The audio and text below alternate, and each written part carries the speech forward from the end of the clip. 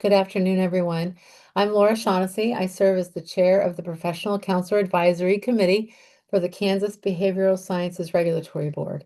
Today is Monday, August 24th, 2026. I ask the members of the advisory committee to respond to a roll call to signify their presence at this open meeting that is being conducted remotely by conference call and other electronic medium. Jim Kilmartin. Present. Hello. Melissa Briggs. She here?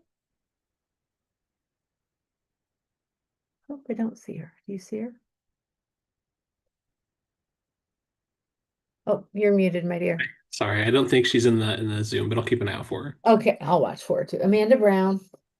Present. Hi there. Michael Countryman. Here. Hi, Michael. Samantha Holloway. Here. Hi, Samantha. Jason Lee. Here. Hello, Jason. Joshua Paskowitz. Here. Joshua, did I say your name correctly? Perfect. Good job. Okay, great. Okay, good. That matters so much. Hello, welcome. Teresa Patterson Barch. I am here as well. Welcome. Did I say your name correctly? Yes, you did. Thank you. Terrific. Thank you. Vanessa Perez. And I don't see her in the Zoom, but I'll keep an eye out for her as well. Terrific. Amanda Petrick Gardner. Here. Hi, Amanda. Amanda Wade. Here. Hi, Amanda. Okay, welcome everyone. I note the following BSRB staff also present. David Fye. Here. Leslie, you in there? I'm here. Hi, Leslie, I see you. Thanks. Next, David Fye will read a message concerning this meeting being held remotely. Thank you, Laura. This is David Fye, Executive Director for the Behavioral Sciences Regulatory Board. Public comment allows the public to address the advisory committee about its concerns, but the Kansas Open Meeting Act, or the KOMA, does not require the advisory committee to provide public comment or answer questions from individuals. Individuals requesting to provide public comment could contact the executive director prior to the meeting by sending an email to david.fye@ks.gov. There will be no public comment on this meeting as no individuals requested time for public comment. Because we are conducting this public meeting remotely by conference call and other teleconference ability, I state for the record the following information. Public access to this meeting is being conducted by medium of interactive communication, allowing members of the public without cost to attend the meeting through the use of the conference call or by viewing the board's YouTube channel. While the meeting is conducted remotely, the requirements of the KOMA are not suspended. Therefore, we will be conducting this meeting pursuant to the KOMA. On August 4th, 2026, we sent notice of this rescheduled advisory committee meeting to all individuals who had requested notice of such meetings. The notice was also posted on the board's website at ksbsrb.ks.gov. You may obtain a copy of the notice at that website. An agenda and other media material have been posted on the board's website and are available for review. You may also request a copy of the agenda specifically by sending an email to david.fye@ks.gov with the subject line request for the agenda, and it will be sent to you. The notice contains information for the conference call and YouTube channel, allowing members of the public to attend the meeting free of charge. The notice also states that if we have any technical issues during the meeting, you may call the board office at 785-296-3240 or send an email to bsrb@ks.gov. A recording of the meeting will be available on the BSRB YouTube channel following the conclusion of the meeting by using the link to the meeting in the agenda. And the conference call line is active. I did check it before we got started. There's no one currently on the line, but if I hear someone connect and introduce themselves, I will let you know.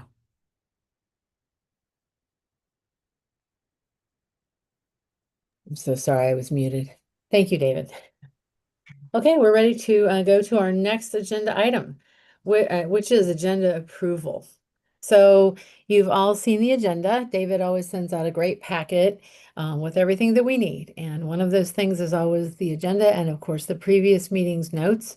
So if you've had a chance to look at the agenda, I would need a motion and a second to approve this agenda. I'll make a motion to approve the agenda. Amanda Petrick. Thank you, Amanda.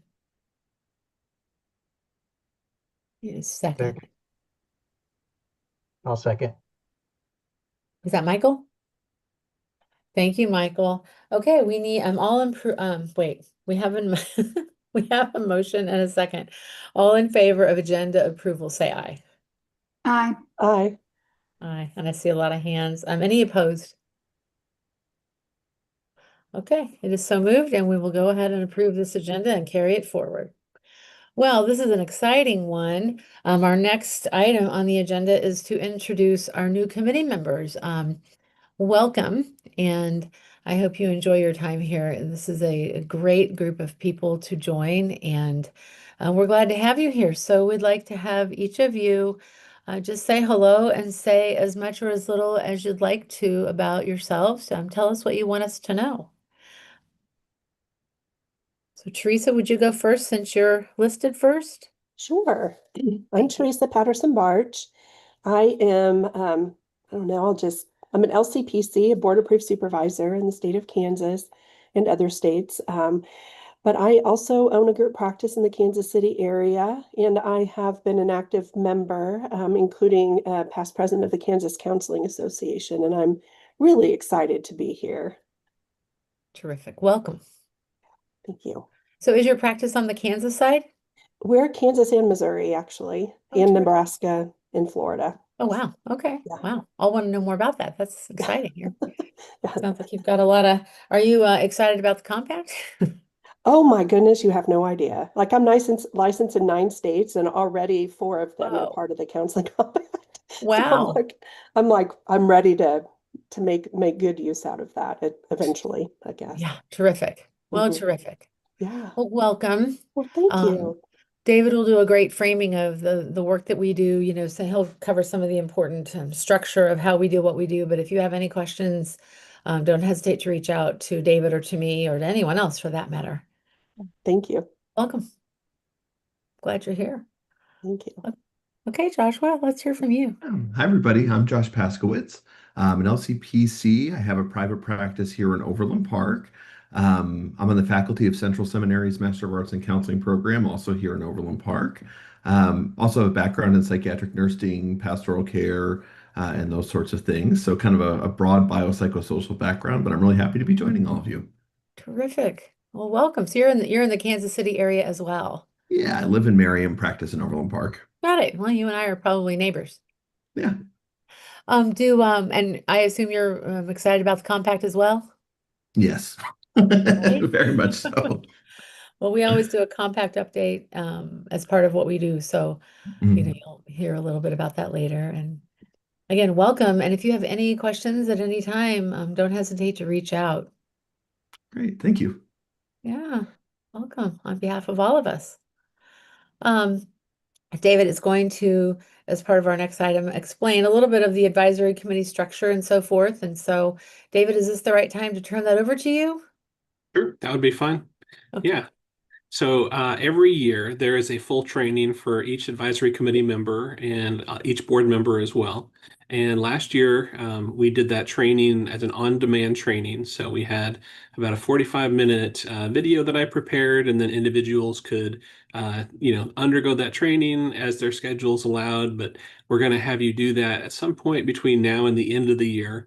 But in preparation for that, I wanted to just touch upon a couple reminders for some of the members who've been on the advisory committee, and then just kind of wanted to frame this role for some of the new members of the advisory committee. So in preparing to become advisory committee members, individuals were asked to review the advisory committee policy, and that document does a pretty good job of explaining the role of advisory committee members.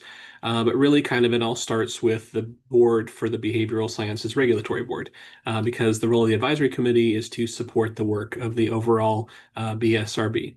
And so we always try to frame it and say that, the BSRB is a state agency created by the legislature with certain charges. And one of those is to regulate 7 different mental health or behavioral health professions by helping individuals meet the standards for licensure, and making sure that we're enforcing the laws as it relates to regulation, and then also accept complaints against practitioners. And so that's what the staff members here at the office do. But since we are a composite board that regulates individuals in 7 different professions, and the board is made up of board members from those professions, but also members of the public, in order to hear from the different communities and to collect input specific to each of the 7 professions, the board has standing subcommittees called advisory committees. And those advisory committees are really important because a lot of the work that drives the work of the board starts out in the advisory committees. And then some of the work the advisory committees do is they discuss topics relevant to their professions. and as it relates to the statutes and the regulations for the BSRB. So these could be, recommendations for changes in terms of qualifications for licensure. These could be also things as far as policy changes or things to help individuals move through a process or to make sure that the ultimate goal of the board, which is that members of the public are protected, is further fulfilled. And so, like I said, there would be a much more extensive training that you'll go through. But in the meanwhile, I would encourage you to review some of the policy documents on the BSRB website. There's a document that's called Expectations for Board Members. And even though you're advisory committee members rather than board members, since the advisory committee supports the work of the board, the advisory committee policy also makes reference that the policies and procedures under which board members operate should also apply to advisory committee members. And some of the information in the expectation for board members document talks about some of the values that the board has chosen to really uphold as core principles. And some of those deal with integrity and to act in a way in which confidentiality of certain information is preserved. As professionals, you're all familiar with confidentiality of certain information, but also to avoid things like conflicts of interest and different things. We know that individuals in this group are likely to also be members of other groups. And we do want to work with other groups, but the roles may be just a little bit different. For example, some members of this group may have been in the past or may currently be members of the Kansas Counseling Association, and we want to have a really good working relationship with that group. One of the ways in which we're different is that we're created by the legislature as a state agency, and we're charged to make sure that members of the public are protected by making sure that the license requirements and the disciplinary framework is being followed. Whereas the Kansas Counseling Association may be created by members of that profession, may work to enhance or promote the profession and work to also make sure that those individuals that are practicing are upholding ethics of the profession and things like that. So there is some common ground, and we want to work together on different things when we can. It's just important to understand the different roles. So members are asked to wear a certain hat when they're in this forum, but also, those experiences and those other roles do a good job of informing their opinions and perspective as it relates to this group as well.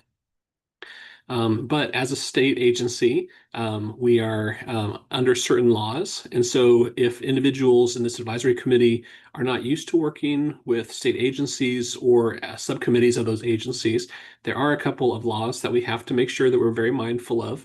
One of those I referenced during the introductory information, which is the Kansas Open Meetings Act.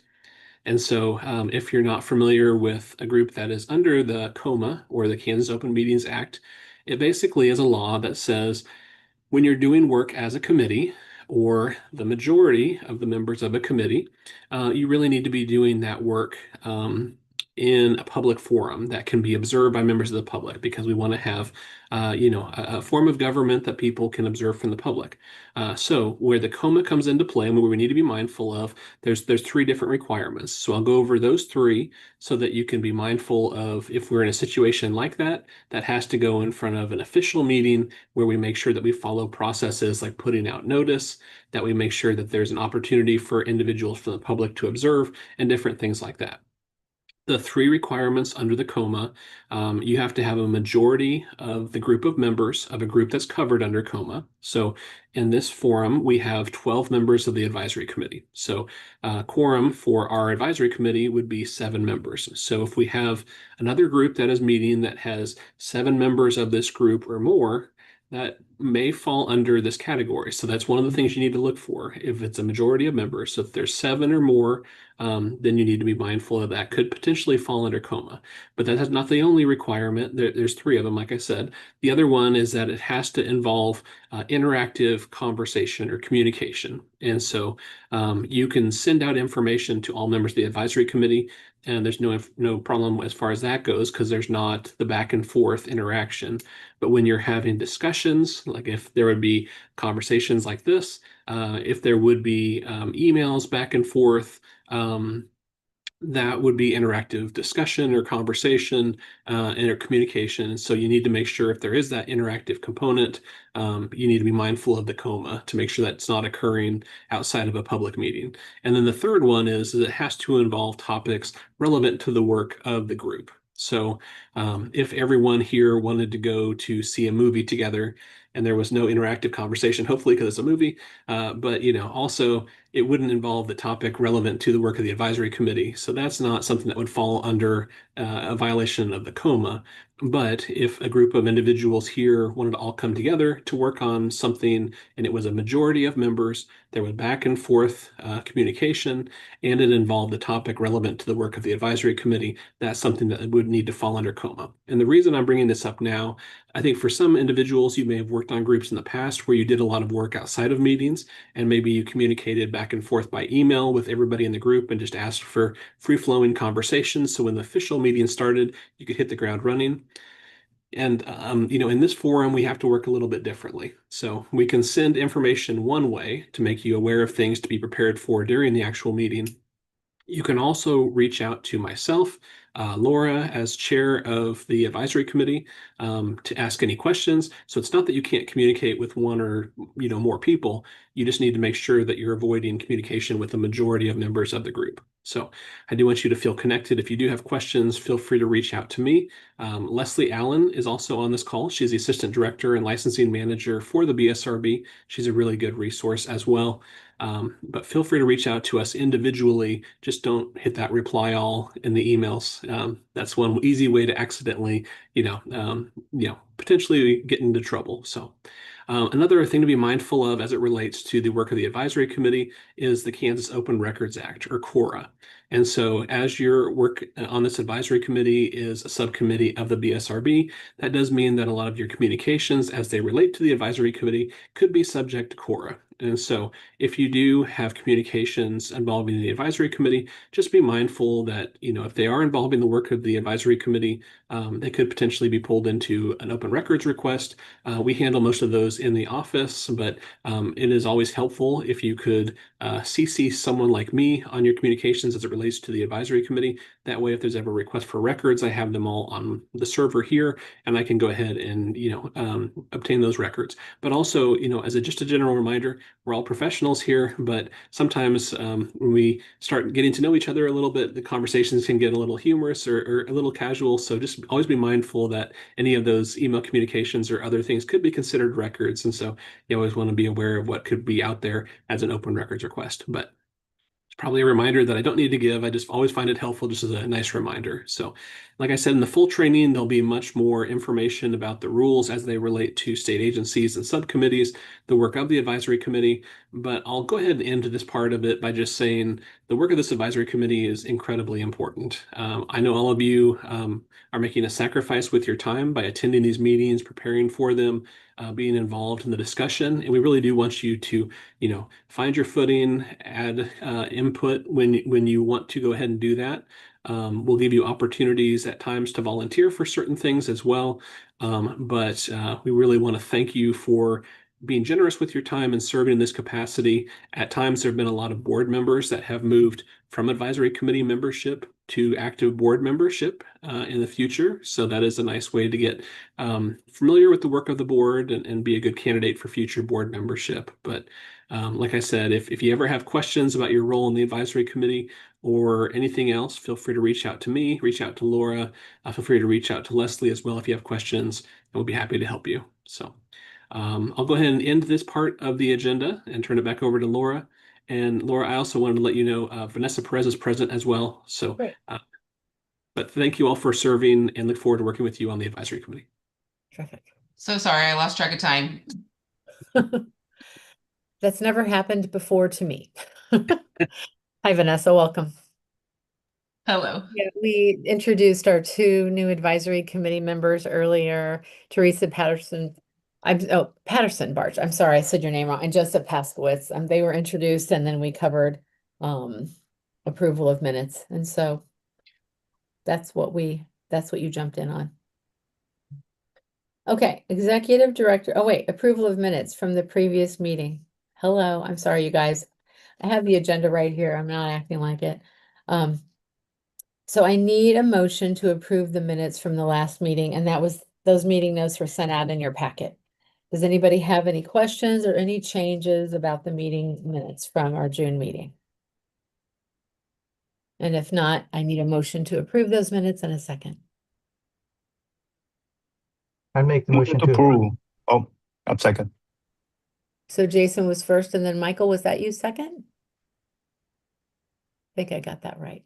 Okay, all in favor of approving the minutes, please say aye. Aye. Aye. Same sign for no. Any opposed or any changes we need to make? Okay, so be it. These minutes are approved. Thank you for that. Here we go. Executive Director's Report. I'm going to toss that right back to David Fye. And thank you, Laura. At Uh-huh. each one of the advisory committees, I try to give updates in three main areas. One, BSRB operations. Two, any updates from recent board meetings. And then three, if there is any relevant legislative items, I try to give you a little bit of an idea of what's going on over at the Capitol as it relates to the professions for the BSRB. So we'll go ahead and start with updates from the most recent BSRB board meeting that took place on Monday, July 20th. One of the main items from the board meeting, the board dedicated some time at the board meeting to considering a topic that had been brought forward by a group of advocates. This is going to be something in a different profession, but as we know, sometimes things start with one profession and then they expand to others. So I'll just give you a little bit of idea of what the board heard information on and discussed as well. There were some individuals earlier this spring that requested introduction of a bill before the legislature. That was House Bill 2506, and it would have created a new level of licensing under the addiction counseling profession. It would have been for apprentice addiction counselors. And that group that requested the bill introduction was a group called Acadia Healthcare. And they were having issues with workforce and were having difficulty staffing some of their positions. And they had been working with representatives from the Kansas Department for Aging and Disability Services, looking at different other roles and work in the behavioral health field. But they decided they would like to request introduction of a bill, possibly to create some individual license types that could fulfill some of the work that they were needing to have done. But ultimately, the bill that was drafted did not really meet their objectives and goals. And as well, when they made the bill introduction request, this was the first that we had learned about it. Other stakeholders expressed concern with some of the language in the bill. So ultimately, the bill did not receive a hearing. The bill did not go forward. But the ending point this spring in front of the legislature was that the stakeholders and the advocates for the bill as well as some of the state agencies involved in the conversation, said that they would like to continue having conversations on the topic to possibly come to an alternate proposal by the end of July 2026. So the Addiction Counseling Advisory Committee dedicated an entire meeting to conversations with individuals from Acadia. They also scheduled a special follow-up 1-hour meeting to continue those conversations and allow the advisory committee to make recommendations. But ultimately, what the individuals from Acadia brought to the advisory committee was an alternate proposal. Instead of creating an addiction counselor apprentice license, it would have been to modify the existing student temporary license for addiction counselors under the BSRB. And three of the different ways that they would have proposed changing that student addiction counselor would have been to remove the minimum age requirement. Right now in law, there's a requirement that someone would be 20 years old. They wanted to remove that language, so there would be no minimum age requirement. Also, there was a requirement that the person would have 60 credit hours with an emphasis in addiction counseling or a related field. They wanted to reduce the total number of hours from 60 hours down to 18 hours. And then they wanted to add some specific language in the statute that would more cleanly identify about 5 different areas for a scope of practice of what student addiction counselors could do. And so we heard from representatives from the Kansas Association of Addiction Professionals, CAP. They came to the meeting and expressed strong concern in terms of the safety issues involved with some of those proposed changes from Acadia Healthcare. There was also some representatives from KDADS who attended the meeting who presented information on possible alternative employment type positions in the behavioral health field, such as case managers, peer support specialists, and other things that potentially could fill some of the workforce need from Acadia. And then representatives from the Board of Nursing also attended the advisory committee meetings to talk about the mental health technician program that is currently being utilized by the state hospitals, but it is being expanded in Wichita right now. And that is a lower level, sort of more of a technician type position as well. That could be another source of individuals who might come in and do some low-level work in different types of facilities. So ultimately, the advisory committee did not recommend the changes put forward by Acadia Healthcare. The issue was forwarded to the board. At the board meeting, representatives from Acadia spoke directly to the board, expressed, the issues they were having with workforce needs. Representatives from the addiction professionals group, CAP, also expressed their concerns about the proposed changes. And then individuals from KDADS were available with different information concerning the other behavioral health opportunities. So the board talked about the issues that were brought up, the concepts, noting the board wanted to be helpful with the issue of workforce, but also being mindful of the ultimate goal of protecting the public. The board was not supportive of the changes brought forward by Acadia. So that is the recommendation from the board. We drafted a message to Representative Will Carpenter on behalf of all of the individuals who had met for those different meetings to kind of detail how those meetings went, what information was provided. And while there was no consensus on an alternate proposal, there was a lot of information that was shared that we hoped would be potentially useful for Acadia Healthcare in terms of meeting their workforce needs. So I am unsure if there will be further movement in this area. But I will let you know as we learn more, as we approach the legislative calendar for the next year.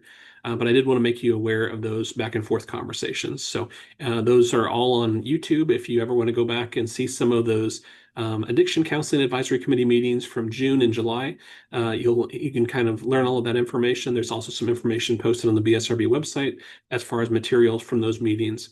But I just kind of wanted to bring you up to speed on some of those conversations. Additionally, at the BSRB board meeting, there was the appointment of new advisory committee members. And for this advisory committee, there was 2 new members appointed. There was also the yearly election of BSRB board chair and vice chair. And so the board did re-elect Dave Anderson as chair of the board and re-elected Laura as vice chair of the board. So looking forward to continuing to work closely with both Dave and Laura. We noted that there 3 members of the board had been reappointed to a second term on the board. And so BSRB licensed psychologist Richard Nobles was reappointed to a second term. Social worker Cynthia Schindel was reappointed to a second term, and public member Jim Kilmartin was reappointed to a second term. So looking forward to working with those 3 individuals as well. There is an item that the board discussed at the board meeting that I also wanted to make you aware of. There's going to be basically a working group that's forming for some additional communication with the Department of Health and Environment. So we were contacted by representatives of KDHE, the Department of Health and Environment, that they were noting that they were going to be making a change in reimbursements for the state plan.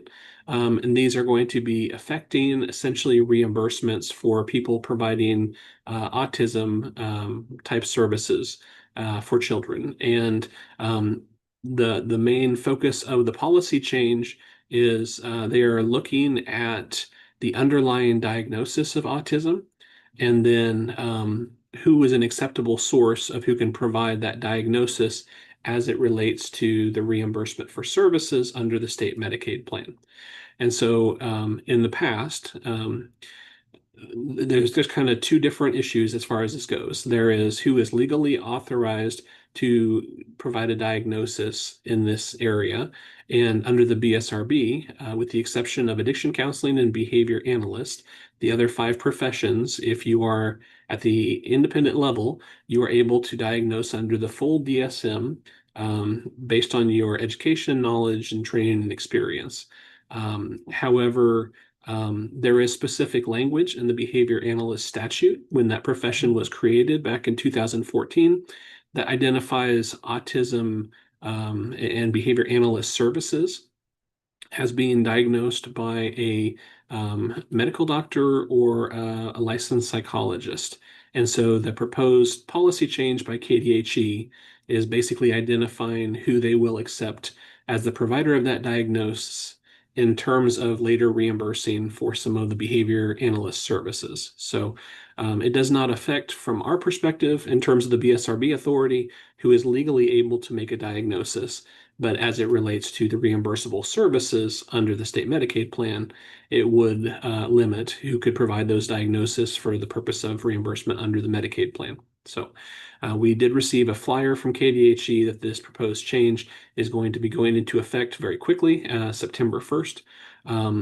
Also, there's some additional information on that flyer. So we've reached out to representatives from the Behavior Analyst Advisory Committee, also the Master's Level Psychology Advisory Committee, to ask for individuals to volunteer if they want to be part of a working group for further conversations with KDHE. So that group will be coming together here in the near future to continue the conversation, to see if there can be some helpful alternatives. I think one of the concerns and why KDHE was making this policy change is because based on the language of that statute that identifies those two professions, they were concerned that if someone was not in those professions but had made the underlying diagnosis, potentially, the federal government, they were concerned, might try to claw back some of the funds for some of the services that were reimbursed under Medicaid.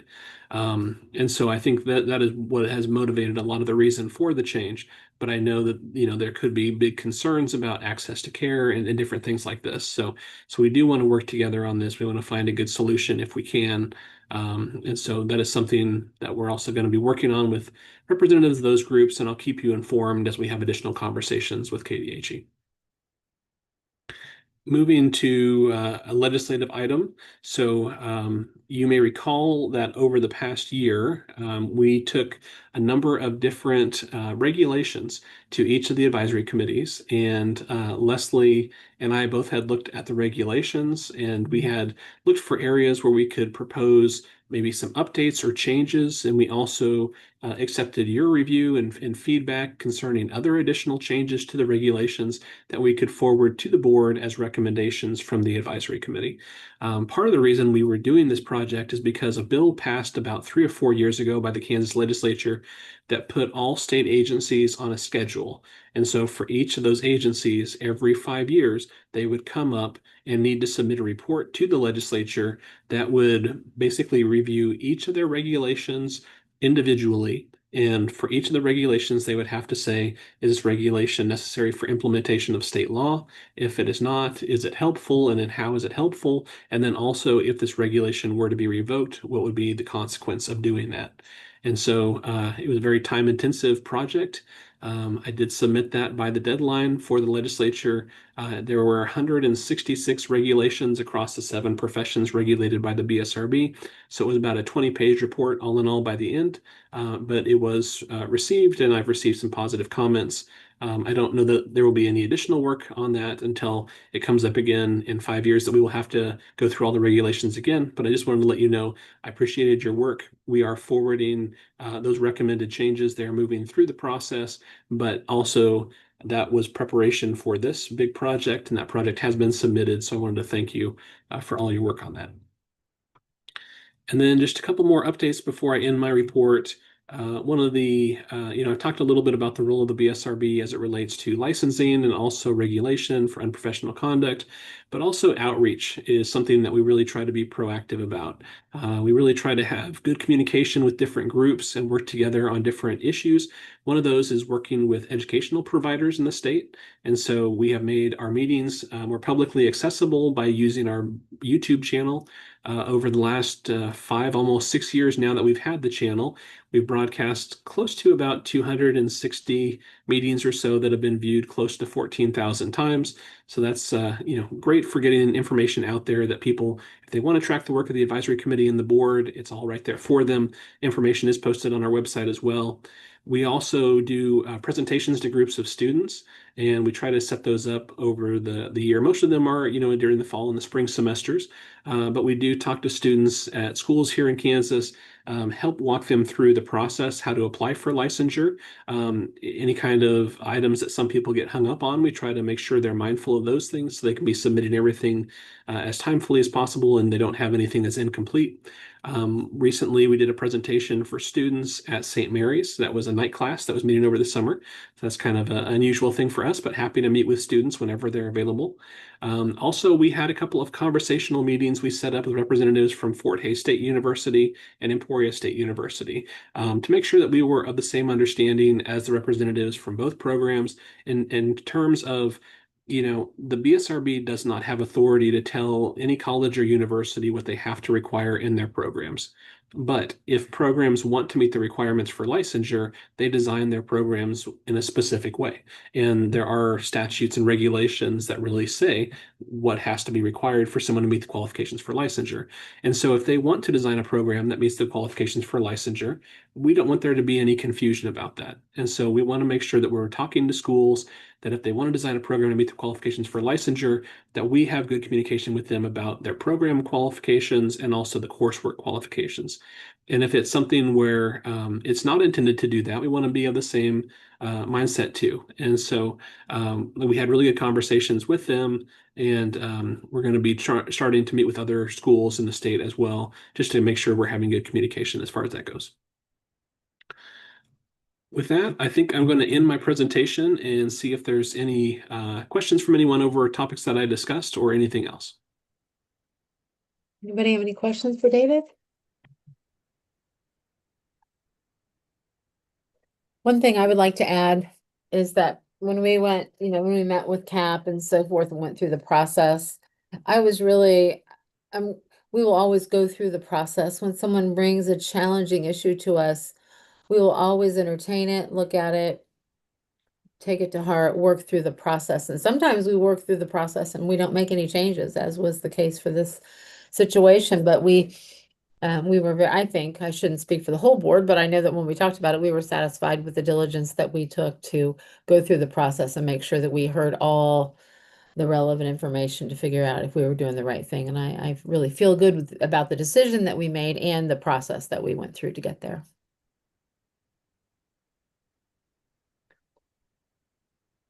On our committee, David and Leslie, the institutional knowledge, I cannot say enough about what they know and what they do. I always say that our role is to lead and follow at the same time, to follow what's going on out in the world, out in counseling with, our professionals, with our educational programs, with all the things that we do. Our job is to follow that out in the world and to figure out what needs to be improved upon and changed, and to lead it in a good direction. And David and Leslie and the staff at the BSRB are very helpful about making sure that we, one, stay in the right lane, and two, do that very well. So you'll hear a lot of leading and following at the same time. You'll hear me say that. Just know that that's my own theoretical orientation to life. So it's really good to know that that also happens here on this committee and with the board for that matter. So as we move on, any questions for David Fye or for Leslie for that matter? She's right there. So anybody have any questions? Okay, let's continue to move on. The professional counseling multi-state compact update. David, do you have anything for that? I'm just a cheerleader for that. I'm so excited for it, but you are really more nuts and bolts. Are there any updates? Is anything moving forward there? Yeah, so recently, so Laura is the commissioner for the compact for Kansas, and for each state, they've also asked for there to be someone who's in a secondary role, kind of a backup in case the commissioner's unavailable, or just a secondary person to also provide support for the working of the commission. And as more states are starting to go live with the compact, I had been asked to serve on a committee, so I serve now on the finance committee for the professional counseling multi-state compact. And in terms of my membership on that committee, we did go ahead and review information to go ahead and approve a budget for the next year for the Counseling Compact. One thing I want you to be aware of as we are, as a state, getting close to going live with the compact itself, the early work has been largely funded by a grant that was provided by the Department of Defense. for the coming together of different individuals, a lot of the support from the Council for State Governments, CSG. But also there was money that was put forward by the American Counseling Association, the ACA. They were a big proponent of the compact and a big reason why the compact has moved forward. So right now there are about, I think, between 5 to 7 states that have been able to go live with the compact. But the revenue that is being generated by those privileges is not sufficient to fully fund the operations of the compact. But they do anticipate that over the course of this current year, more will go live, maybe to the point to where the compact would be self-sufficient. So ACA has pledged to go ahead and continue funding the compact in terms of covering most of the operational needs in terms of the executive director's salary for the compact and the system that is set up, the data system. And so what was agreed to was that the compact would go ahead and start building sort of a contingency fund, sort of a rainy day type fund, with their other money that is coming in through the fees that are being generated right now through the privileges for the states that have gone live. And so that way they are fully funded by ACA, but that way they can go ahead and make some long-term preparations in terms of their security as a group, with an ultimate goal of when it is fully self-sufficient, ACA will pull out, but then they will have some money in case something goes wrong in the future or something where an unexpected item comes up. So I think that's good to know. I think the compact is being built as a sustainable model that will survive for a long time. So I want to make you aware of that as well.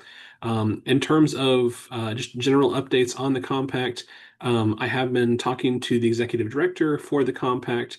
We'll have an update under new business, but I can go ahead and kind of prep that item. I do think we are going close. One of the items that has been a little complicated this year, and this is just an unusual set of events, but we submitted some regulations to go through the process back in January of this year. And we were hopeful that those would be approved, at least on a temporary basis, and that included our out-of-state privilege fee, which we do need to have set in law for us to go live with the compact. Unfortunately, those had to be reviewed and approved by the Department of Administration and the Attorney General's office, and they bounced back and forth, and ultimately were not approved and sent back to us for modifications and changes. In the meanwhile, the state launched a new system for regulation review called ESPR, and it's a different process. And so, unfortunately, those regulations had to start from scratch in the new ESPR system.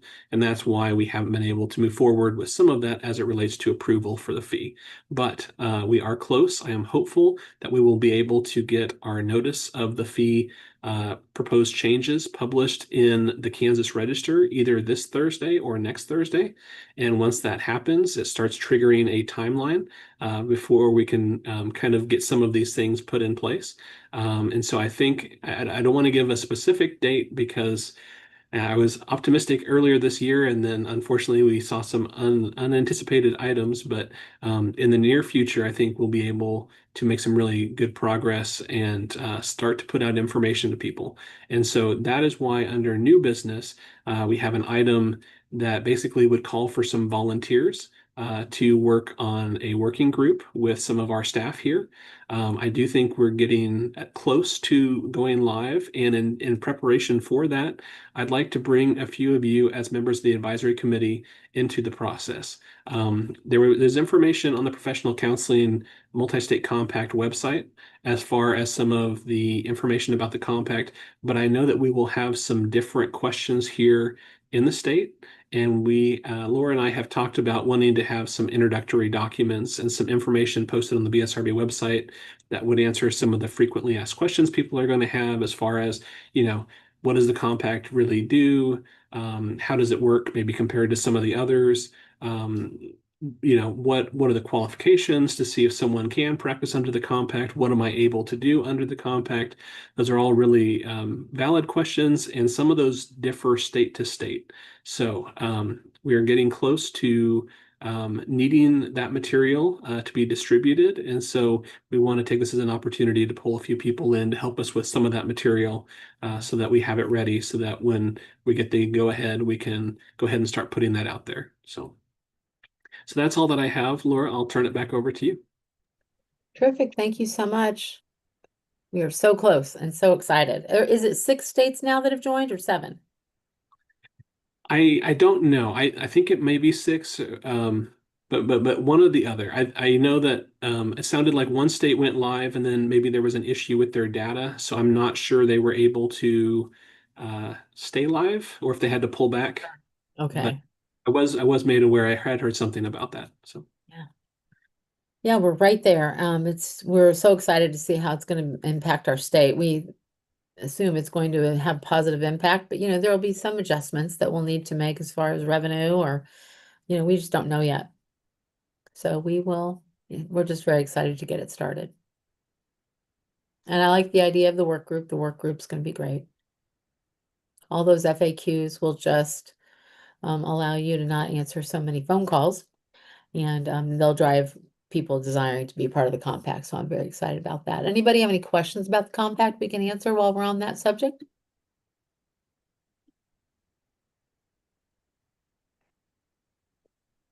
Okay, let's keep moving then. Update on supervision working group. You want me to take that, or you want to break David Fye? I'll turn it over to you, Laura. Sure. Okay. We had our first work group meeting for supervision for addressing some of the supervision issues that we have in the state. And the goal is, of course, to completely improve the process for becoming a supervisor, for success for our supervisors. And so our first meeting was last week. I'm going to go ahead and just read the 4 goals of the supervision work group out loud. The first one is to do a statewide survey, and we spent our time on that. I'll come back to it. Develop policies and procedures and implement them based on the data that we gather, review and update our supervision manual, and then make any recommendations we feel necessary to our advisory committee and let that move up the food chain to the board if there are statute and reg level changes that we can make. So this is really the beginning of an opportunity for us to look at supervision in our state and figure out the ways that we can improve it on the inside and on the outside. What our supervisees receive as support, what the supervisors receive as support, and how we can, as practitioners and educators, really set this up so that it's a well-run process in the state of Kansas. So our first meeting was last week. Tyler was there. Tyler Wadsworth is the staff member who's involved with us most closely. David Fye was there, but I'm so glad that he's going to be stepping back from that because he only has 84,000 other things to do. And Tyler, of course, in our notes, will keep him updated on what's going on. But we spent our time with creating a preliminary list of questions for the survey to ask for LPCs and LCPCs. So we have really 2 groups of questions that we're forming. And so we're going to continue to work on that the next time that we meet. I know our meeting is next Wednesday. It's not this Wednesday, but the next Wednesday. I should have had that prepared to tell you what it was. But we do have another meeting set, and Tyler and I are going to go on our calendars and figure out some other meeting opportunities and let you know about them further in advance so that you can be there. We have gotten some feedback that we just haven't notified people close enough, or we've notified them too close to the time and they can't adjust their schedules, which makes perfect sense. I'm in that boat. And so we'll get some dates on the calendar that are a little farther out so that you'll have more, time to plan for those. But so with the next meeting, we're focusing on the questions. We'll finish asking, creating a list of questions that then we can send out to our LPCs and LCPCs in the state. And then when we get that data back, we will look at it and figure out what our next steps are going to be. Does anybody have any questions about that?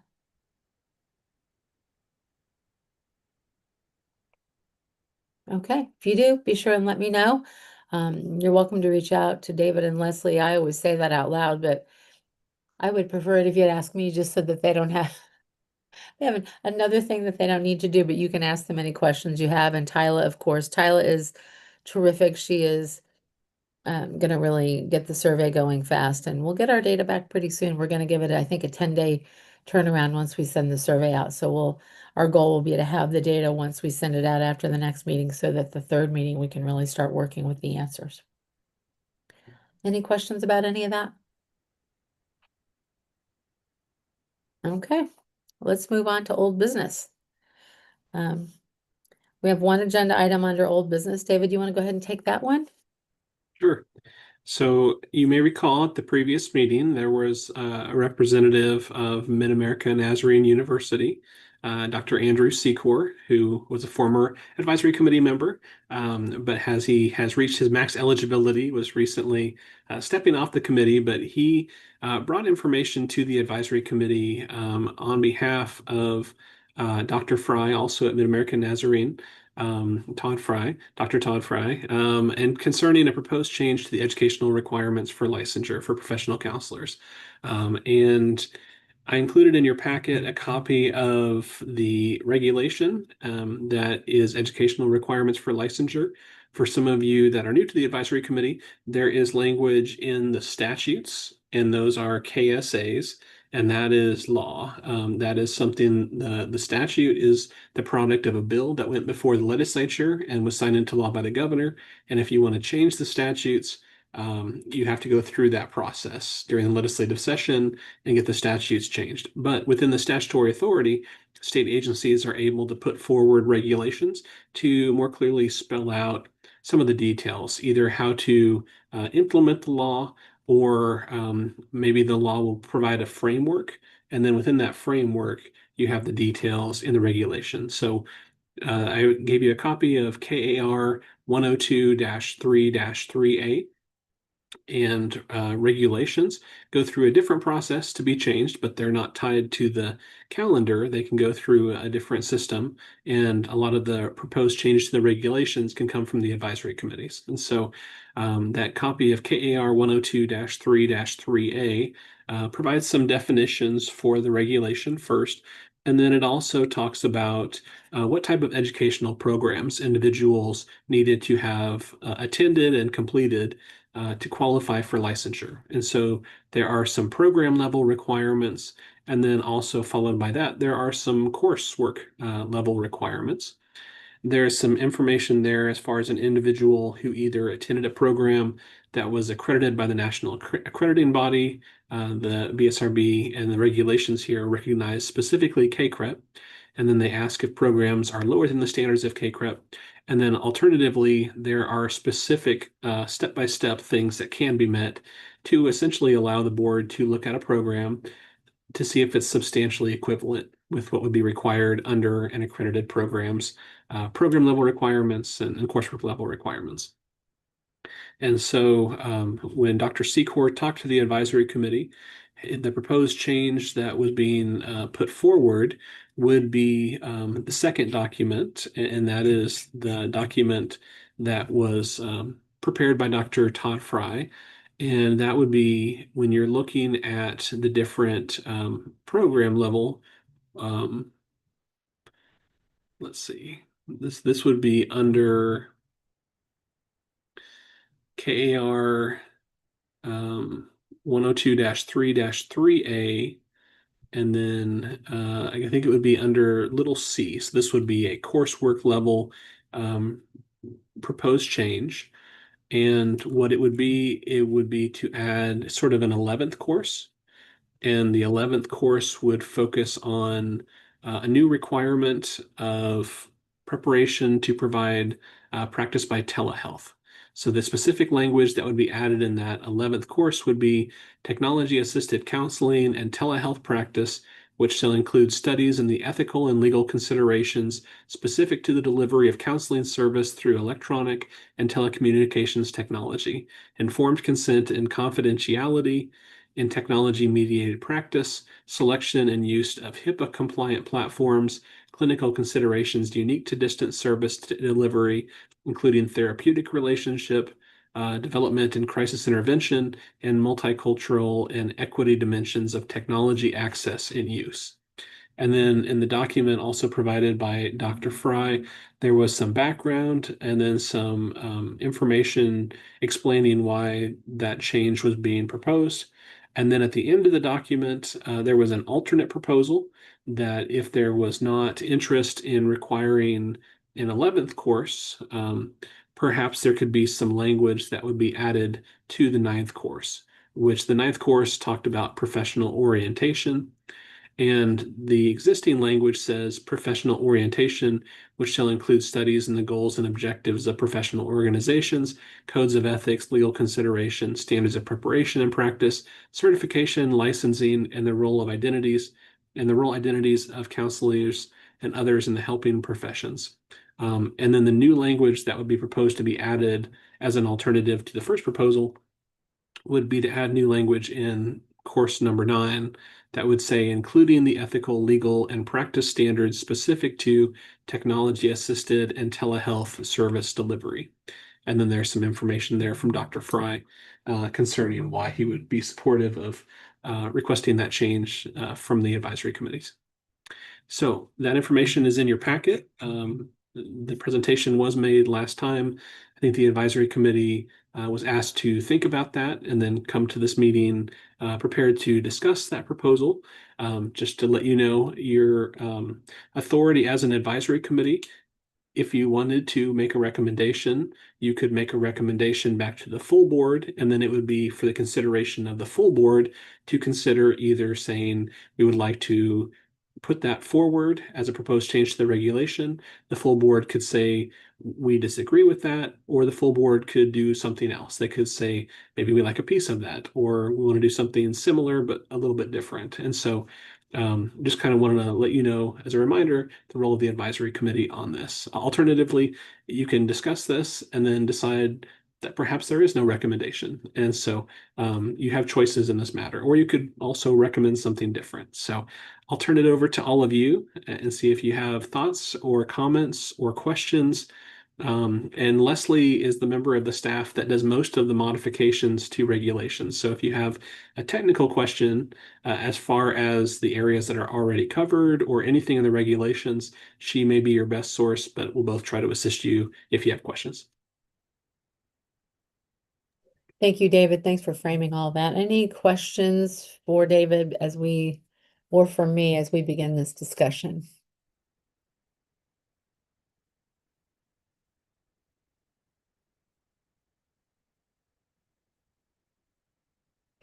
So I'm going to move toward Leslie. Leslie, some of the changes that are being recommended, do you have a sense of how they will impact our statutes and regs and the training programs that our educators have created at their institutions? I was actually waiting to see what you guys said, but while I was listening to the proposed amendment, I would think because this is not something that people would have been educated in the past, that if you do make a change like that, that it would be as of anyone who graduates after this date, or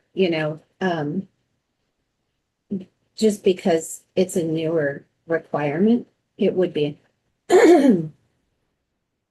So we would have to probably let the schools who are approved know that this is a requirement. I don't know. I have not reviewed K-CREP standards to see if it's now a requirement in K-CREP programs.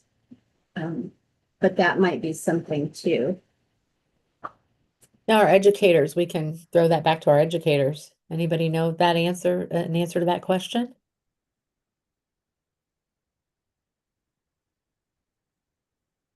So at Fort Hays, we have actually added components of telehealth into every course. So we became an institution that does telehealth certification about 2 years ago. And so within that, our curriculum we added components and objectives to every course. And so I actually don't think for that particular part, Fort Hays would have to change anything. And I'm guessing because of the way that K-CREP is wording things, all institutions are going to be moving towards this. But our change was because of the telehealth certification. It wasn't because of moving to K-CREP new K-CREP standards. And so I'm sure that there's overlap though. Great. You're ahead of the game. Question. So you have at Fort Hays, you have a telehealth certification for anyone, even if they're not like in the counseling program? So it is that open to students that are currently pursuing a master's of counseling or graduates. And Okay. like it's an additional on top of the degree option. Mhm. And so when we implemented that, there was a push to just go ahead and add components to each of the courses, which really to be doing best practice we needed to be doing. And so, you know, post COVID, I felt like there was a huge push and a sense of urgency for that because we were kind of building and flying a plane at the same time. And so all courses within the 60 credit hour program now have telemental health components, and at least one course objective ties back to that. And is that part of the certification? Is that as you go through the graduate program, or is that, or certification a separate thing? Separate. I actually think that they kind of wove it together because part of the certification, we received a grant to start the certification. And so I think they wove it together to be able to maintain, like showing how it would be able to continue to benefit the program, if that makes sense. Terrific. Got it. Mm-hmm. Thank you.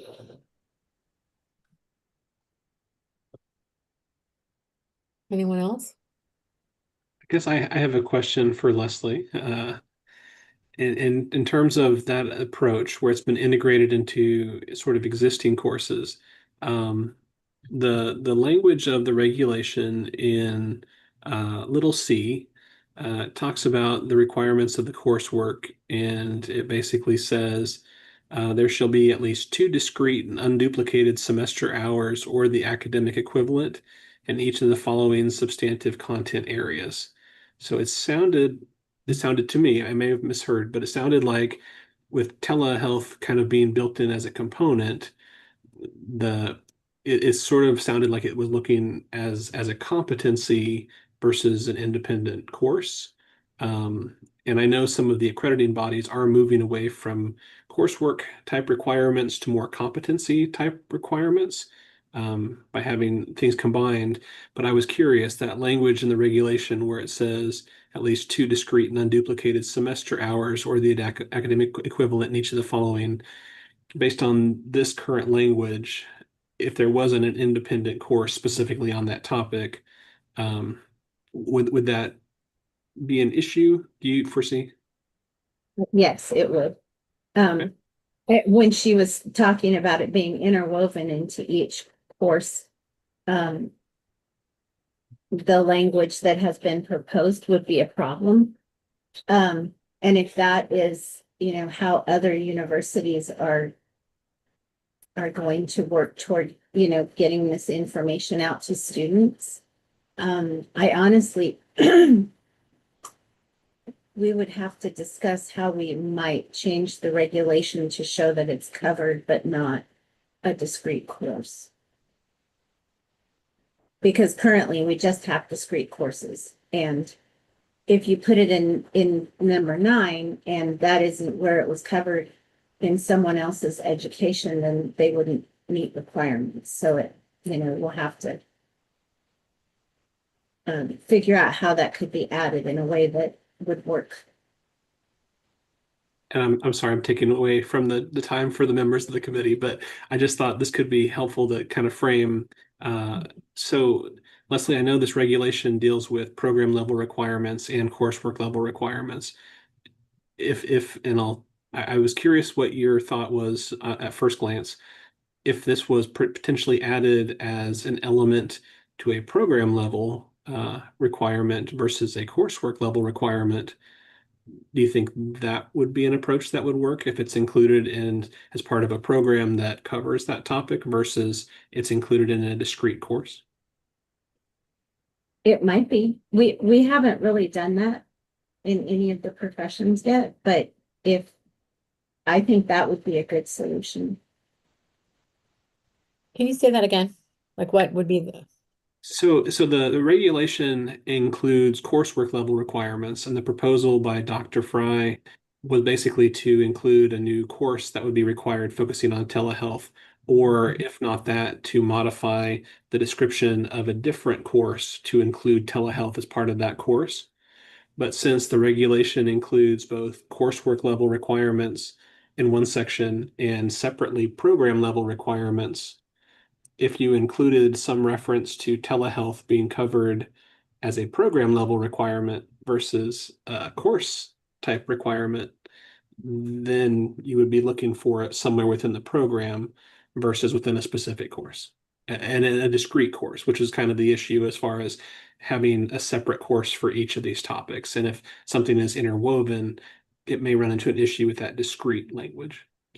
so the program level requirement would allow flexibility, like in, for example, what Amanda has done in their program, there's more flexibility. They were able to interweave it where where it made the most sense. So program level would allow educators more flexibility in their program or in their design of where they put the information into the experience. Do I understand that correctly? Yes. That's because the regulation is so specific. And if you put it, like, if you put telehealth in one course, even if it didn't have to be a discrete course in telehealth, if you put it in professional orientation, if the university where a student graduated didn't have it in that specific course, they wouldn't meet requirements. So I see. putting it in the program would allow flexibility where it could be, they could just show proof that it was taught in the program. So I'd like to then ask the educators on our committee what you think about that idea. And Laura, Joshua Paskowitz has his hand up too. Oh, thank you. I was going to say, if I could chime in from that perspective, I really appreciate the spirit of the proposal here. I think it's something that we definitely need to be looking toward competence in. Obviously, a lot of us are doing telehealth, but I also think it's an issue where national standards are still kind of emerging. I'm reminded that CCE, which is the NBCC affiliate, has a board certification in telemental health, and the requirement to take that exam is actually only 9 continuing education hours. If we're looking at adding a discrete course requirement, we're talking about 45 hours or so of material. That's a lot. And it actually takes up quite a bit of room from the little bit of flexibility that we have as approved programs to kind of have some character that's unique to our context and our program. And the final concern I would have with any of these changes, especially as discussed by Leslie, is not just with Kansas approved programs, but if we're not kind of following a wider national standard, potentially a lot of out-of-state schools might not be eligible for licensure, which I think is a big problem, especially in the age of not just telemental health, but teleeducation, where so much is happening online. And I just Googled it, so I haven't read in depth, but it says K-CREP does not require a standalone course. And it talks about standards that they have, service delivery. They have to train students on establishing and maintaining counseling relationships across service delivery modalities. So it could be, covered in, like you said, different areas. And So Joseph, it sounds like what you're saying is on a program level, maybe, but not as a discrete course. Yeah, and I think I'd want to be very cautious of becoming idiosyncratic in our requirements as well, unless we limit other programs' licensure eligibility. Mhm.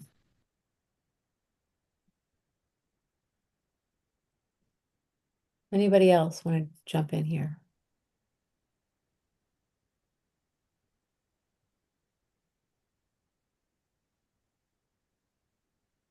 I was going to say for some of the members of the advisory committee, I know some of you work in different settings and some of you maybe see clients directly or maybe do other roles. But based on what you're hearing and what you're seeing or maybe your own experience, do you all have some level of involvement as it comes to telehealth? We've surveyed individuals to kind of get some general responses from the field, but I was kind of curious, making this an area that would be required for everyone. I just kind of wanted to hear from individuals in the advisory committee about your own experiences with telehealth, how prevalent that is for all of you and the work that you do. I'll share, and I know I discussed this with Dr. Secor at the last meeting. I'm telehealth only, and so when that kind of it wasn't around before the pandemic, but around the pandemic time, you did the ethical thing, and to remain within your competence, you got certified. You took extra courses, you took certifications, and so I just kind of assume that's what everybody is doing and would do. If you plan to work telehealth, you need to have that knowledge to remain in line with our ethics. And so that's how do you make sure everybody does that? I don't know, or if that's just a individual basis. Yeah, it would be nice if everybody had that same orientation toward considering this part of their ethical standards, but I think we can all say out loud that that's probably not been the case. Yeah. Yeah. So I'm really glad that, that it was brought to our attention that we can be a little more stringent about what we require. I think it's very important. Jim, do you Anyone? mind if I call you out as a public board member on this topic of having individuals specifically educated in the area of telehealth? What your thoughts would be on that? Well, yeah. It seems to me that I am still learning on how a professional weaves telehealth into their evaluation when not sitting with someone and seeing a lot of things that in the past you would observe. There's that you can't observe over the interaction via telehealth. So we're all sitting here basically talking to each other on a screen. I don't envision telehealth any differently, but I do envision that a professional having to make a determination or an evaluation or an assistance to a client is challenged because they would seem to me don't have the full depth and breadth of if they had the person physically with them and in the room. Now, I have 40 years in healthcare. For those of you that don't know me, I spent the last 20 years of my career in compliance and risk management in a pretty large medical area in Topeka. So these are the things that I would ask the professionals on how they can really do their job when their whole training, their whole life has come with personal interaction, and now we're going to just take that and put it on a screen. And I'm going to use the term concerned. David, you would expect me to use the term leery, but and that's why he called on me. He just, I know I could see the smile on his face, but it's not what I do. So I am concerned that we're putting a lot of emphasis on telehealth. As in society, I'm concerned we're putting a lot of emphasis on getting people help via telehealth. And I'm really concerned about the AI stuff that's going on and can be coming on board where we might not even be talking to a real person. We could be talking to an avatar that looks like Joshua. I'll pick on Joshua. He's the newest guy here and he's bald like me. I like that. So, I am concerned about those things. As you know, David. Well, Jim, I appreciate you sharing your perspective as a public member of the board. You're not a licensee, but I think you bring a different perspective, and I really appreciate you sharing your thoughts on that. Anytime. David, can I add something? Mhm. All right. I think I'm serving as the KCRAP reviewers, but right now I don't see any of the new updates on that from the KCRAP perspective. But I think I will reach out and see if I can bring any the new updates on that from the KCRAP. And also I have a colleague who is serving on the ACA ASIC community, and I know they're revising their current the code ethic, and I will reach out to them and see possible we can bring something new, something different from the ACA community on this. Yeah. And right now, I think I'm the professor at Wichita State. I think what we're going to our program is probably to add some the information, I mean the teaching things into our essay course on that, especially for the telecounseling, that part. Yeah, because this is new, I think everybody needs to know that. Yeah. Yeah. But it's not required for, I mean, for most the program and student. We just want to, I mean, keep our program updated with the current new information and the technology. Terrific. Thank you for that. Mhm. I'd like to share just one other thought. We're talking about the different avenues of which this information could be taught to licensees or students. I know as for those of us that are licensed in multiple states, every single state has different requirements for CEs. Some of them are like a one-time, it's like Michigan, that's like, hey, one time you have to do your implicit bias training. Other states like Missouri, it's like you have to do a suicidal training every single time. And is that a possibility as well that we require, even if it's just a one-time telehealth training and certification? Good idea. From a technical standpoint, and Leslie, feel free to let me know if you see it a little differently. When it comes to the total number of CE hours, I believe that's only spelled out in the regulations. So that gives us some flexibility to kind of look to see what a standard is and kind of we can have a little flexibility there to modify that within the regulations. I think the specific categories that are included as specific topics, like for example, ethics for a certain number of hours and diagnosis and treatment for a certain number of hours. Those are actually in the statutes. So I think if there was going to be a specific hour of continuing education or a one-time requirement, sort of like the social workers have that one-time requirement of safety training. I think if that were to be added under continuing education, it would probably need to go through the statutory process. So it'd probably go through. Not to say that it couldn't be a recommendation. It's just two different avenues. So.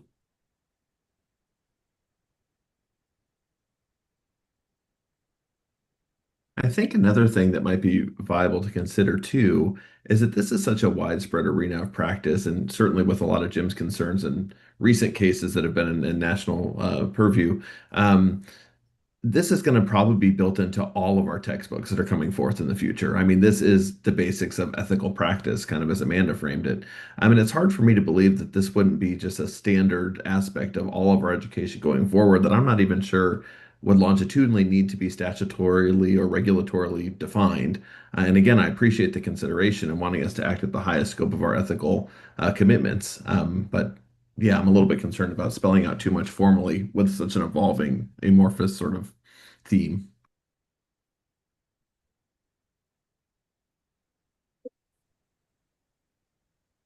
Anybody else on that?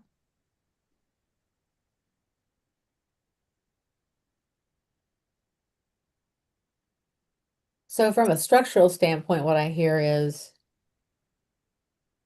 programmatically important to include CEs might be a potential, but not necessarily a separate set of coursework constraints.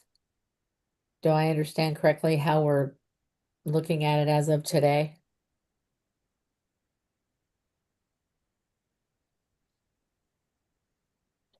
So what would our next step be to gather some more information? Jason's going to go out there and talk to people, find out how KCREP is handling it. Do we want to look at some other states, how they're doing it? Like what other data do we need to gather in order to really figure out what we want to do, what we want to recommend?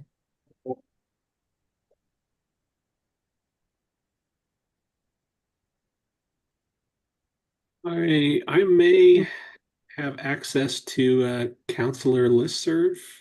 I can reach out to NBCC and see if maybe they have information like that, or maybe the American Association of State Counseling Boards, AASCB. They might still have an active listserv. So I'd be happy to put something out there as a question and just ask states, do you have a specific requirement, either as a course or as a competency in terms of telehealth training. Okay. Or I could ask them, also, is this something you have as a CE requirement? I could ask them both as well and then see what feedback I get. Excellent. Amanda, how easy was it to integrate information into each one of your courses? Was it a large process? I didn't think so. The courses that I teach, no, I mean, like I took over the skills course.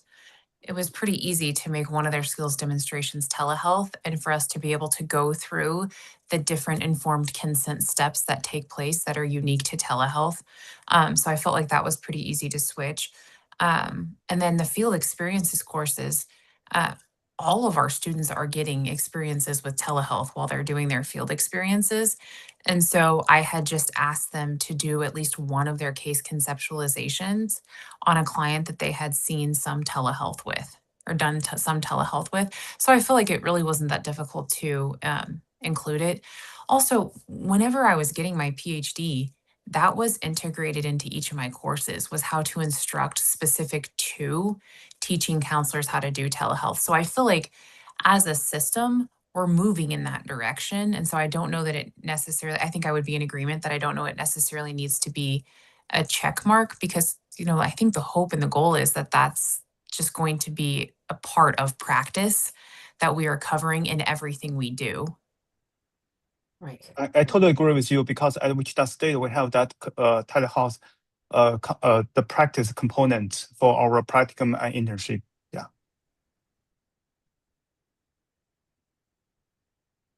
So who leads the charge to have telehealth concepts and competencies integrated? Is that on a department level that decision is made? At Fort Hayes, I mean, our chair said we need to do this. And honestly, I just really don't even know that many of us had to do much different. I mean, we had already started to integrate that. And so, yes, the email came out departmentally that it needed to happen and the language needed to be in all of the syllabi.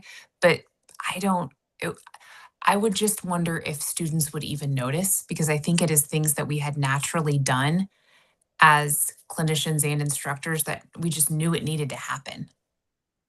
Yeah, right. It's kind of same here at Wichita State because we set up the computers at our clinics so students can practice counseling, those kind of things. So it's kind of like it's not from program, it's kind of like from the instructors and also the students and the clients. Yeah, and we have it just built in from the textbooks, like I was saying, at Central, but our program chair, towards the end of last year, just required all faculty to get a telehealth certification. And that was just a way to turn our own minds toward it and incorporate it into our pedagogy. I will be really interested to see how the ACA and how KCREP talk about this because, of course, they are the organizations that we look to for guidance structurally, but not legally. So you're Jason, you're going to go out and get some data about how that's looking from a KCREP standard. Yeah, I will work on the ACA and also the KQuEP. Yeah. Okay, great. Okay, thank you for that. Will you bring that back to our next meeting? And anything, David, let me ask, if Jason finds those things and can send them out early to us before our meeting, is it okay if he does that? Yes, so that would be fine. Or if you wanted to, just go ahead and send them directly to me, and then Great. I'll go ahead and use my list to send them out to everyone. So Terrific. So you'll send it. Great. Yeah. Yeah, David's our hub for everything. So Yeah, I will do that. Yeah. thank you. Great. So as soon as you get that, we'll look at it. That'll give us time to really think about it. And then so it sounds like what we're going to do is look at that information and then at our next meeting, decide what would be some best practices moving forward around this topic. Fair enough? Anybody have any other questions or statements they want to make before we move on to our next item? Okay, thank you for discussion on this. It will be very clear to you as we move on. I'm saying this mostly to our new folks, but to everyone, I am not an educator, nor have I ever been. So I always have reverence for the educators in this room. There's so many people. You bring so much experience that I do not have. So when I ask a question, if you hear the naivete of the educational part of it, that's because it's there. So I hope what that means is that I ask questions that bring up, good conversation, but I do not lead with knowing a lot about education. I'm just letting you know that ahead of time. So thank you for your discussion and for all your contributions. Okay, we have new business, application for licensure, for programs in related field. David Fye, go right ahead. Sure.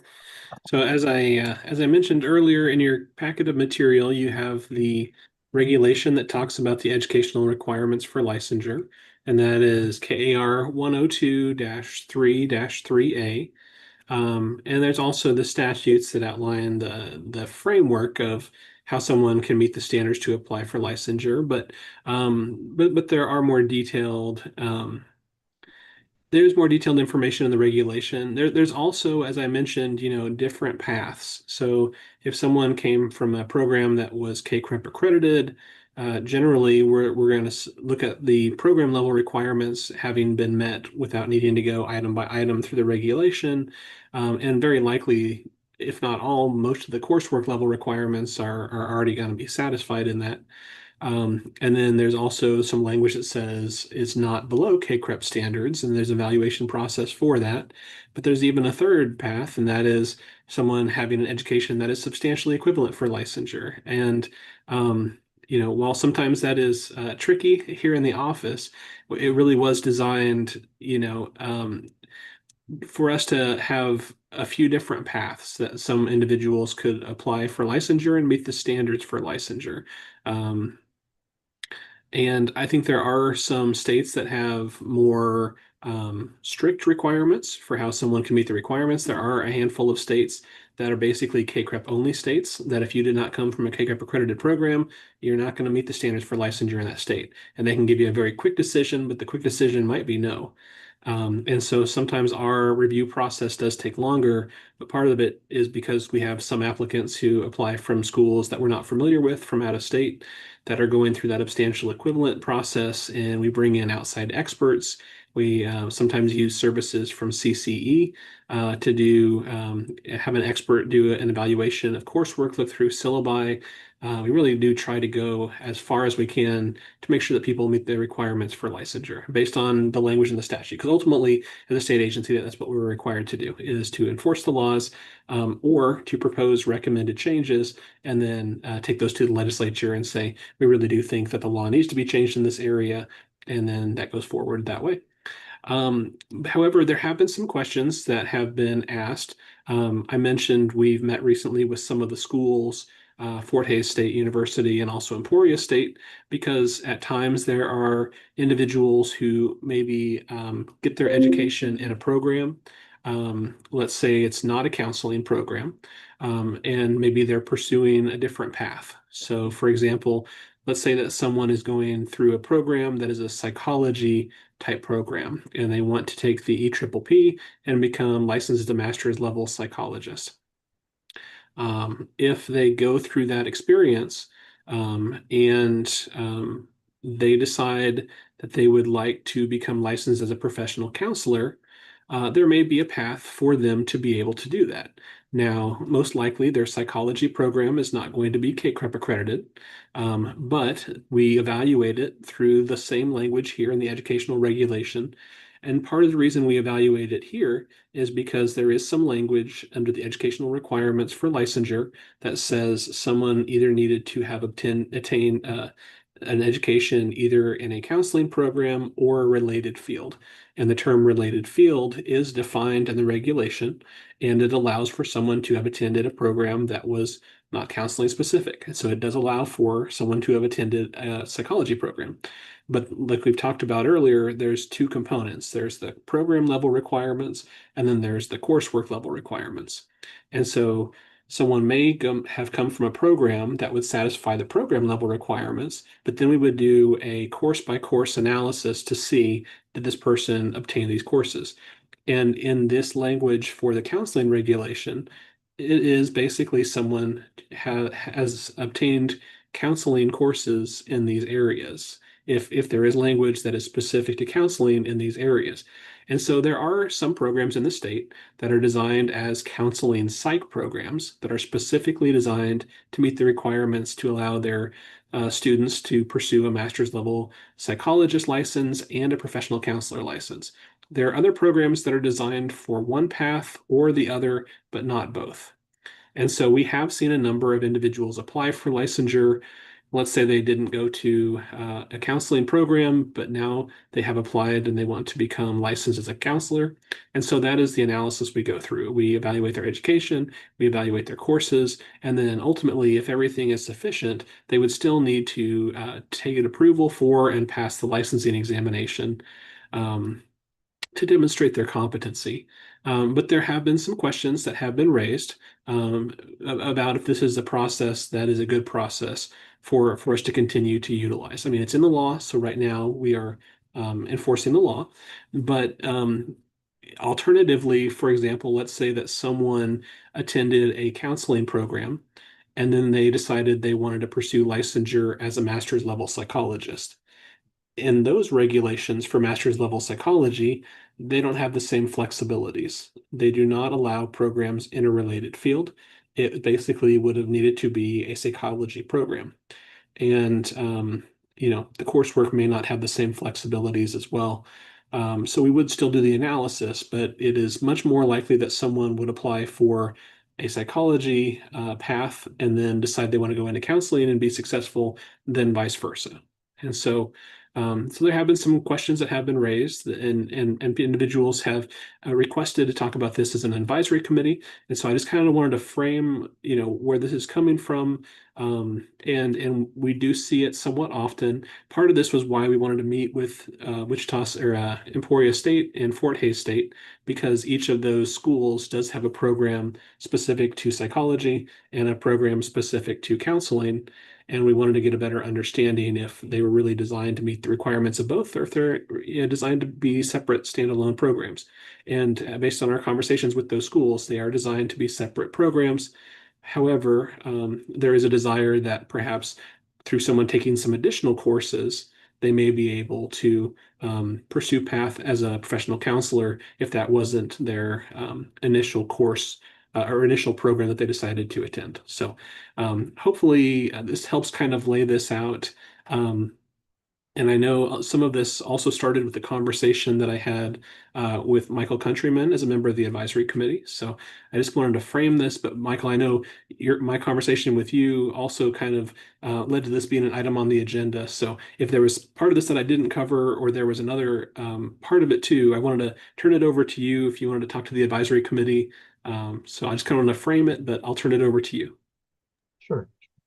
No, David, I think you did a really good job describing that. And where this comes from is I have several staff, and they are licensed in all different fields. But it comes up fairly often where we'll have somebody who is going into psychology, they've graduated and they've taken the EPPP and they've failed it. And then they fail it again and they fail again. So they're like, well, I'll just become a counselor, as if that's just the thing to do, the backup. And I'd say probably 2 or 3 times we've had that happen. But the other direction is if you have a counselor and they want to go the other direction, even if they've had the same coursework, had the psychology coursework, they're not allowed to test for the EPPP. So as far as my opinion, I have no opinion one way or the other. This is just something that comes up in practice. And then there's those questions. Well, why is it that the psychologist can get the counseling, but the counseling can't get the psychology degree or the psychology licensure? I don't have answers for those things. And I don't know that I have a strong opinion one way or the other on that. But that's where it all originated, was from staff. So that's the only other thing I have to add. But thank you, David. You did a good job. Thank you. And Leslie Allen, like I mentioned, she's the assistant director and licensing manager, and Leslie works with staff, especially on some of the ones that are more complicated, where we really are trying to look through syllabi and try to identify something to see if it really does satisfy requirements for one or the other. But Leslie, could you talk about sort of your experience in reviewing some of those, and then also, practicum internship type things, or people making up courses, just kind of your experience working with applicants who fit in those categories. So I can tell you that I remember when we changed the statute to allow people with related degrees to apply for the LPC. And it was because in other states, and I think it's usually places that don't have an LMLP, they have that, they funnel people who have masters in psychology degrees into the LPC. And we have seen, there was a woman who applied for reciprocity who had a degree in psychology. Every course on her transcript was counseling. She had taken the NCE and the NCMHCE as part of her psychology program, and we couldn't license her. So that is kind of what led to the changing of the statute to allow related degrees. Because we're different from a lot of states. We're in the minority by having master's level psychology. But it isn't designed to just allow anyone. They still have to show that it's related to counseling. And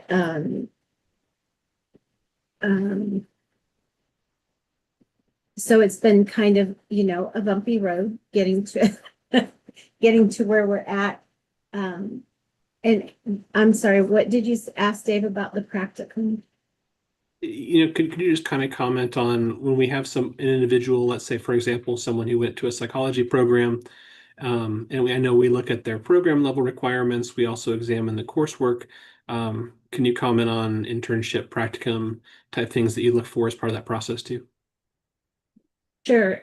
For counseling, the practicum information is less specified. It just says an appropriate practicum, and for master's level psychology, they have to have 750 hours in practicum, and meet specific, have been trained in specific categories, or they have to do postgraduate experience, 1,500 hours. So the counseling is less rigid, I guess, for lack of a better term, in what the internship or practicum needs to include. But they both do require or LPCs have to have a practicum. Their LMLP, you cannot have had a practicum and get a temporary license and complete 1,500 hours of post-grad work before you can be licensed as an LMLP. So that's kind of the differences in the practicum.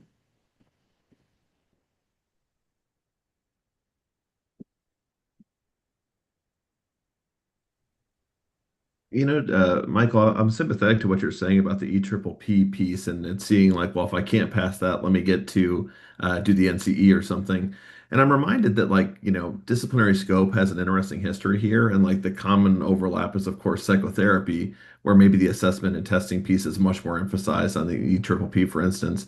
I've had a lot of students that have come through my practice and educational programs that have kind of gotten sold on master's level psychology programs. But then you look at the pass rates nationally for EPPP by master's level practitioners versus doctoral level practitioners. It's like 35%. I mean, the odds are stacked against them, but they often don't know that as a matter of informed consent when they go in. And often they do have psychotherapy chops, but maybe they don't have the doctoral level assessment chops.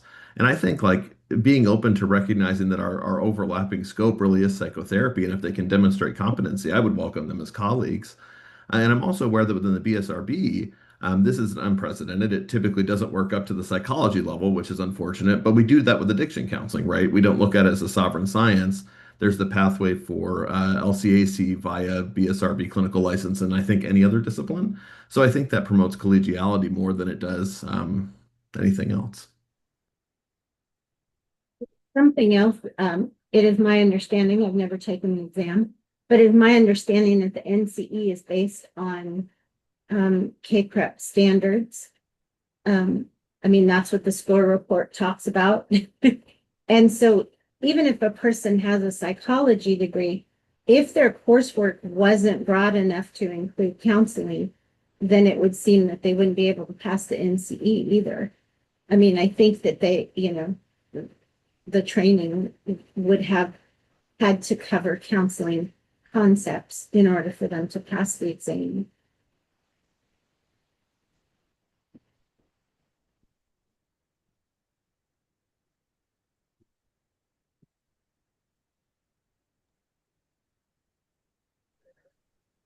Anyone else? So what is the ask that we're looking for here? Are we looking to change the requirements? Are we looking to, like, what is a reasonable ask here? I think it was more for just clarification. Yeah. The hardest thing for me as a counselor is to think about counseling as being the default position for a lot of other fields, a lot of other related fields that are related. And that one of our goals, I'm thinking about a deal with Torres Rivera, counselor identity. I don't know how many times he said that in our meetings. We have to protect counselor identity, not for the sake of just protecting it, but for the sake of defining it. And I think that feels like one of the fingers on the scale that we're always dealing with. Do I understand that correctly to the other people on our committee? Yeah, and I'll share just to play devil's advocate here is that I think advocacy is such a strong part of counseling identity and recognizing that we've had to do a lot to be seen as equals. And so I'm always just watching to make sure we're treated the same as the other disciplines and respected the same, and again, not seen as less than. So I kind of hear that with this requirement, but I would want to look at what do all the disciplines require? Because if all the disciplines do this as well, then I'm like, great. But if we're the only one that doesn't, kind of like we've talked about in the past, counselors being supervised by other disciplines, if we're the only ones being asked to do this, then we're still being put less than. So I'm thinking about Leslie, like, Leslie, is your brain going thinking about how how each of the disciplines are, the requirements for each of the disciplines? Yes. So psychology and social work, you have to have a degree in psychology or social work. The other professions allow related degrees. So addiction counseling, marriage and family therapy. Mhm. So it's kind of a split. Yeah.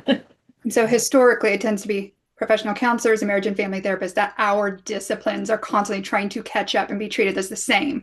So do we need to make some changes so we're the same? That's a good question. At the same I time, think though that the problem is when, we were talking earlier about or adding a course in telehealth, taking away the related field option would bar a lot of people from other states that planned on being a counselor but don't have a degree in counseling. And that really was the reason for the change initially. I know that it allows people, like Michael said, well, I'll just get an LPC. And I have to tell you that as the credentialing, the licensing manager, I find it stressful too when people apply for an LPC. Well, I'll just get an LPC, like it's a given, because it's not. And it takes a while to review and they don't like that. And so, I mean, it is a struggle, but I think it would be harmful to take that option away.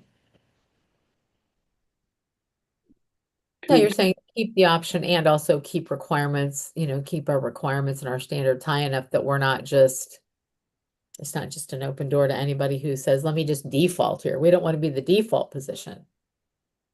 Right. Yeah. In terms of clarification, like Michael said, in terms of the process. I think that there maybe have been some individuals who thought I could apply to the professional counseling license track and then I'll automatically meet the standards there. And I think we've realized that that has been an area of confusion for some people.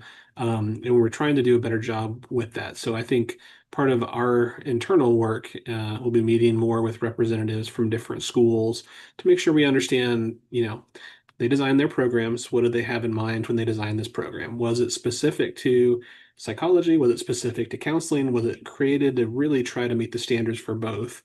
And then also, what are they telling applicants or what are they telling students? A lot of people may not know this, but there is a federal requirement that colleges and universities have to inform all students, or I think even applicants, where they believe someone would be able to get licensed after attending their program and receiving that education. And it's a difficult task because colleges and universities can study the statutes, they can study the regulations, they can reach out to licensing boards, but ultimately it's the licensing boards that are making those decisions.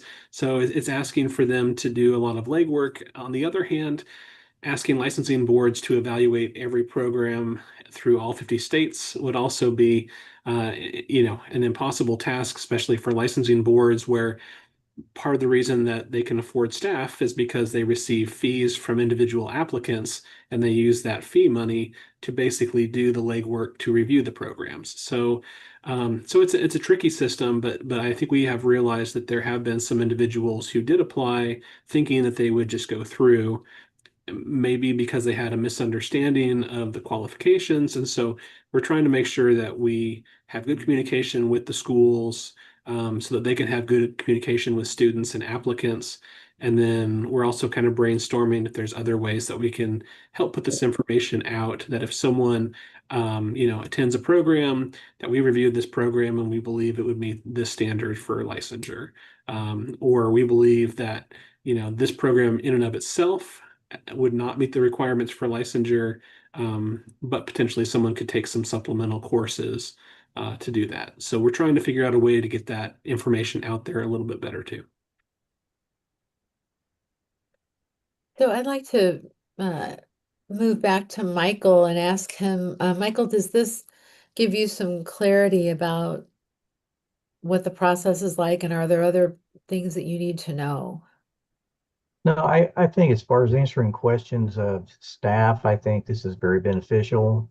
As far as the fairness of it, I mean, I think that comes down to, whatever the board thinks is best.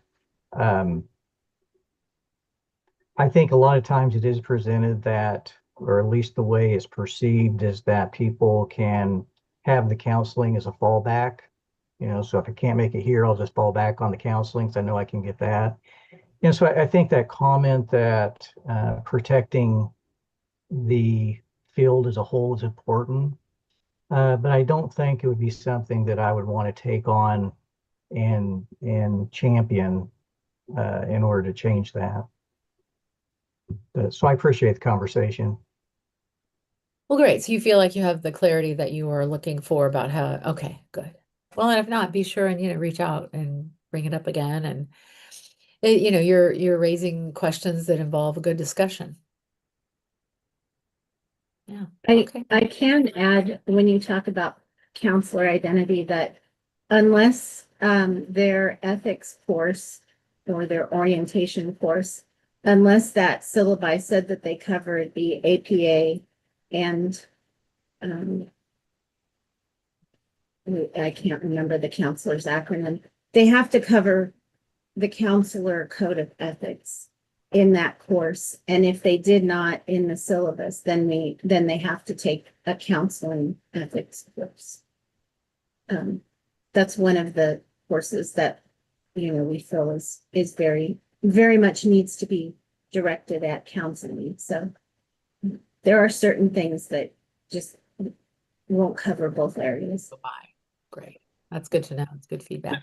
Now, one of the things that we have done as sort of a problem-solving type thing in order to, accomplish goals and better understand where people are at, we do have the ability to offer individuals a provisional license if they're an applicant for licensure and they are just short of their coursework a little bit, something that they could finish within 1 year.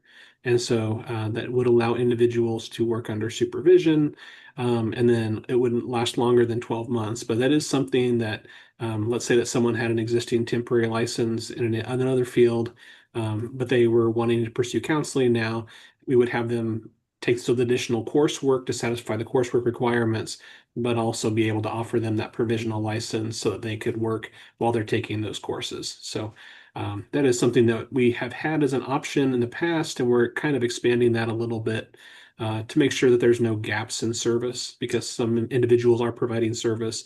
Now they're pursuing the counselor path. They need to make up some courses that are counseling specific, but while they're doing that, they can continue to work. So we're trying to solve some problems that way too. Perfect. Thank you for that. Thank you again for this great discussion. It's good for us to all kind of see where we're at, especially around counselor identity and the definition that we carry forward as, the advisory committee for the group that we serve. Okay, last thing on new business, discussion of the work group for the multi-state compact implementation. Yeah, so like I said before, when we talked about the compact updates, I feel like we're getting very close. But in preparation for that, I would like just a few members to consider if you'd like to just volunteer to work sort of in an informal capacity. I think probably the best way to do that, just not to put everybody on the spot right now, if you could go ahead and maybe send me an email sometime over the next week. And then I'll collect those and have a conversation with Laura. But basically, the idea is I can kind of guess some of the questions that counselors are going to have as we start to get implemented in the counseling compact, but I'm not a counselor. And so hearing from a few of you, anticipating your questions that as the counseling community, maybe people are already asking or are definitely going to ask when they're really considering, should I move forward in this way? It's going to be those preparation documents. So there'll be some feedback I'd like to collect from a few people in terms of how we should put that information on the BSRB website, and then also drafting some preliminary documents maybe that we could have available as FAQs. So yeah, if you could just send me maybe an email by this Friday, just let me know. There wouldn't be a lot of time dedicated to this, maybe a few, like 2 or 3 meetings, maybe an hour a piece sometime over the next month.